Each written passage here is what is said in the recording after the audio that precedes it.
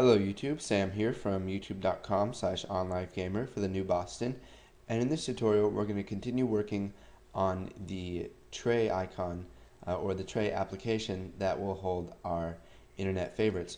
So we need to come over here to Favorites Viewer Tray, and we need to add a class. Now we'll go ahead and name it Web Favorite Menu Item, and we'll go ahead and click Add. Now what we need to do is we need to have Web Favorite Menu Item inherit from something. So we'll have it inherit menu item.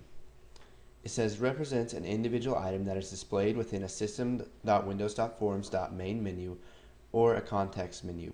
So basically what this is would be a menu item would be similar to this file right here. So when we click File, it shows us a menu.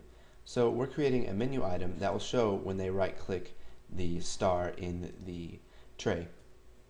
So now that it inherits menu item, what we need to do is we need to create a favorite. So we'll do public favorite as web favorite.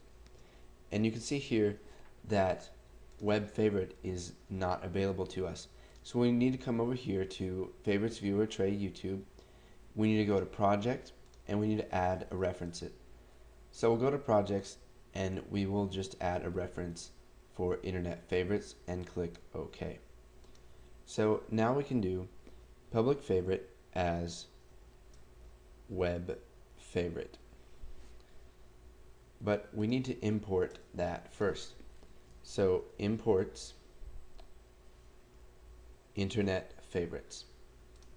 So now that we've imported our class library, we can use the web favorite class. So now we need to create a constructor. So we do this by using public sub new. This should be familiar to you, and it's going to take one argument. So whenever they create an object of this web favorite menu item, they're going to have to give it a web favorite for it to construct it properly. So we'll do by val new favorite as web favorite. And we'll go ahead and press enter, and it'll add the end sub for us. So now what we need to do is set favorite, which is this right here, equal to new favorite. So we have this variable that we created, and when they create an instance of this class right here, they have to give us a web favorite, and then we set the favorite variable in here, the public favorite variable, to what they have given us. So this basically makes a copy of it so that we can use it throughout this class. And now we just need to say text equals favorite dot name.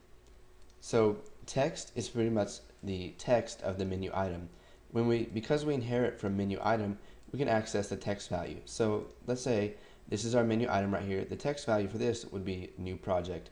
So we're setting text equal to favorite.name. And now in our web favorites class, let's go ahead and look at that. We have the name, which is the name of the website. So when they right click, it's going to show the name of the website, and it's not going to actually show the URL.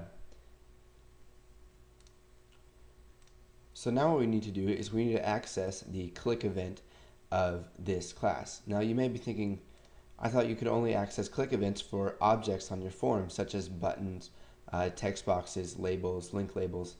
But whenever we inherit from menu item, so let's say this is a menu item right here, it can react to itself being clicked. So when we click on new project, it's going to do something.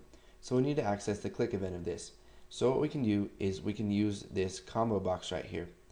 So when we drop this down, you can see that we have web favorite menu item events. And we can come over here to the declarations, and we have all these events that we can use. So we need to select the click event. So whenever web favorite menu item is clicked, what do we want to do? Well, we'll say if not favorite is nothing, then what do we want to do? So basically what this is saying is if favorite is something, because we're using a double negative here, so if not favorite is nothing, so not nothing would be something. So if favorite is actually something and not a null value, for all you people who've worked with other languages, what we want to do is type process.start, and then we'll do favorite.url. Now, what this is going to do is it's going to start the process, and it's going to open this URL. So when you open URLs, when you click on URLs in any program on your computer knows to open this with your default web browser. So it's going to start that process, and it's going to basically click on that, if you want to say that, and it's going to open this right here, and it's going to open it in your default browser. So go ahead and put this code in if you haven't already.